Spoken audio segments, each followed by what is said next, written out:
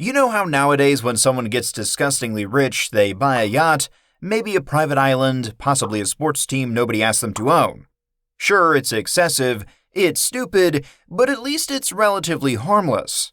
Now imagine having all of that money, but absolutely none of the self-awareness, and also you lived in the 1800s, where there was no one to tell you that what you were doing was completely unhinged. That's exactly what happened. Because when Victorian-era rich people got bored, they didn't just blow cash on dumb stuff. They did things so monumentally weird that historians still look back and go, yeah, okay, that happened. Buckle up. Let's start with perhaps the most aggressively pointless use of money in human history, the ornamental hermit. Now, during the 18th and early 19th centuries, wealthy British landowners had a bit of a problem. They had enormous, sprawling estates with manicured gardens, grand fountains, and little stone grottos tucked away in the corners of their property. Beautiful stuff.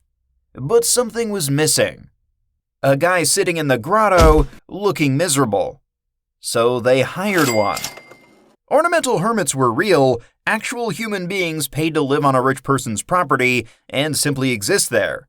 Like a garden gnome, but breathing and significantly more depressing. The job description, if you could call it that, typically required the hermit to live in the provided grotto for a period of 7 years. 7 years! During this time, they were forbidden from cutting their hair or nails, were not allowed to speak to anyone, and in some cases, were not permitted to leave the grounds at all. In exchange, they received a modest sum of money and their meals delivered to the grotto entrance. Basically, a prison sentence with better landscaping. Now, why did rich people want a hairy, sulking weirdo festering away in their garden? Glad you asked. See, during this period, it was deeply fashionable amongst the elite to appear to be philosophical, thoughtful, deep. Having a hermit on your property signaled to your dinner guests that you were the kind of person who contemplated the nature of existence, rather than just being a tremendously bored aristocrat with too much land and not enough hobbies. The hermit was basically a status symbol, a living, breathing, increasingly smelly status symbol. Some hermits were even given props to sell the bit. A skull to hold, an hourglass, maybe a book of philosophy they almost certainly couldn't read. One particularly dedicated hire over in Surrey reportedly lasted the full 7 years. Another lasted 3 weeks before deciding that literally any other job on earth was better than this one. Smart man. The practice eventually died out by the mid-1800s, mostly because people figured out that having a feral man crouching in your shrubbery was maybe a bit too much. Yeah, took them a while.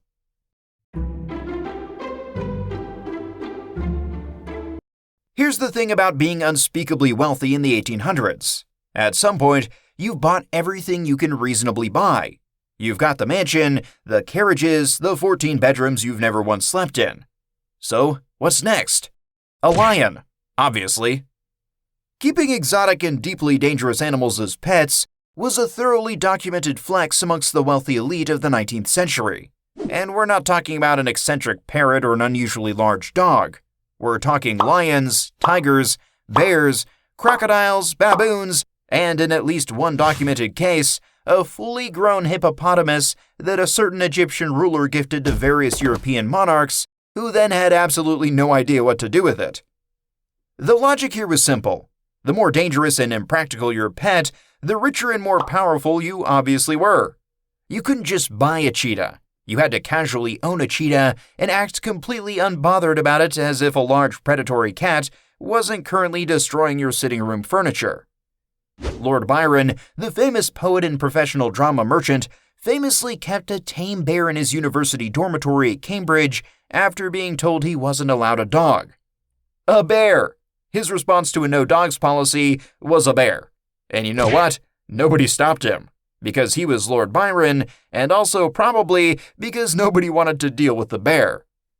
The animals were often kept in entirely inadequate conditions, fed bizarre diets, and paraded around at social gatherings to the horror of guests who hadn't exactly signed up to be within mauling distance of a Bengal tiger over tea and biscuits. Accidents were, Shockingly, not uncommon. Several exotic pets escaped their enclosures, with one documented incident in 1816 involving an escaped jaguar in London that took an entire afternoon and several very brave and poorly paid staff members to resolve. The exotic pet craze gradually wound down as the century progressed, and actual zoological societies began lobbying for better animal welfare standards. Although, to be fair, you can still find people doing this today. You'd think we'd have learned. We have not. And now, for something that makes the hermit situation look completely reasonable: the mummy unwrapping party. Ancient Egypt has been a source of European obsession since Napoleon's Egyptian campaign in 1798, which alongside its military objectives also managed to kickstart a full-blown cultural hysteria about all things pharaonic. Hieroglyphs, scarabs, canopic jars, and most importantly, mummies.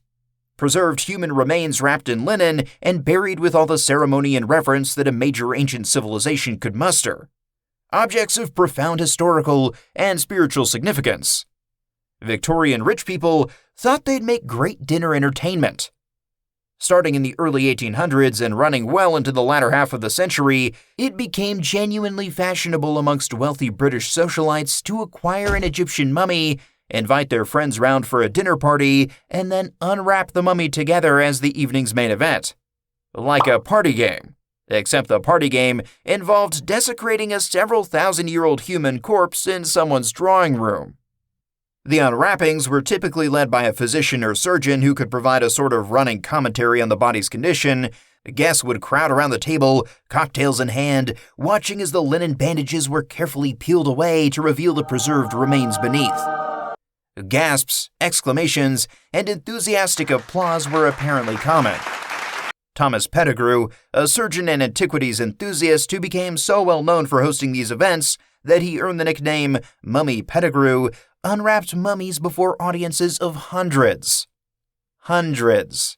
People would buy tickets. The demand was significant enough that occasionally hosts who couldn't source a genuine mummy would simply fake one, stuffing linen with animal bones and odds and ends, and hoping their guests wouldn't look too closely. Given that most guests were several glasses of wine deep by the unwrapping portion of the evening, this strategy was apparently more effective than it had any right to be. The mummies sourced for these parties were not curiosities or duplicates. They were unique, irreplaceable human remains. Archaeologists of the era, including several who attended the parties, were fully aware of this. They went anyway, because the alternative was staying home on a Thursday, and apparently that was simply not an option. The practice gradually fell out of fashion as more rigorous standards for archaeological preservation developed in the late 1800s. Also, the supply of available mummies was, for fairly obvious reasons, not unlimited. Somewhere in the afterlife, approximately 400 ancient Egyptians are absolutely furious.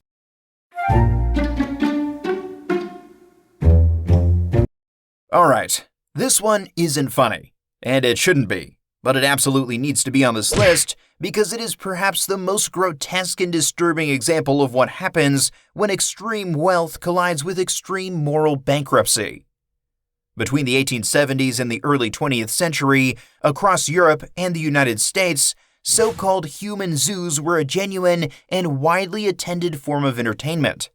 Indigenous people from Africa, Asia, the Americas, and the Pacific Islands were brought to Europe, often under deeply coercive or outright deceptive circumstances, and placed on public display in fabricated versions of their villages for paying audiences to observe, like animals in an enclosure, because that was explicitly the comparison being made. These exhibitions were not fringe events run in dark alleys by clearly terrible people. They were mainstream. They were attended by millions. The 1889 Paris World's Fair featured a so-called Negro Village exhibit that drew over 28 million visitors over the course of the exhibition. 28 million. That's not a secret underground operation. That's a Tuesday. The wealthy elite didn't just attend these exhibitions. They funded them. They wrote enthusiastic letters to each other about how fascinating and educational they found the whole thing, apparently without a single moment of reflection about the human being standing on the other side of the enclosure fence. Many of the people displayed were never able to return home. Some died in Europe from diseases they had no immunity to. Others were buried in foreign soil without their families ever knowing what had happened to them. There's no punchline here. This one is just on the list because it happened. It was considered entertainment by the wealthiest and most quote-unquote civilized people in the world, and that fact should sit uncomfortably with all of us.